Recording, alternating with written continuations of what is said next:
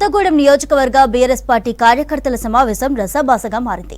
కొత్తగూడెం నియోజకవర్గంలో పార్టీని గెలిపించిన నాయకుడు వనమ రాఘవను సమావేశానికి ఎందుకు ఆహ్వానించలేదంటూ వనమ రాఘవ అభిమానులు పార్టీ కార్యకర్తలు సమావేశాన్ని అడ్డుకున్నారు.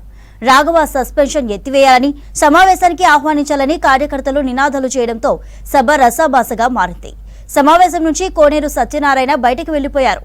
ఆందోళన చేస్తున్న వారిని మాజీ ఎమ్మెల్యే వనమ వెంకటేశ్వరరావు నాయకులు సముదాయించారు. దీంతో సమావేశం మొక్కుబడిగా సాగింది.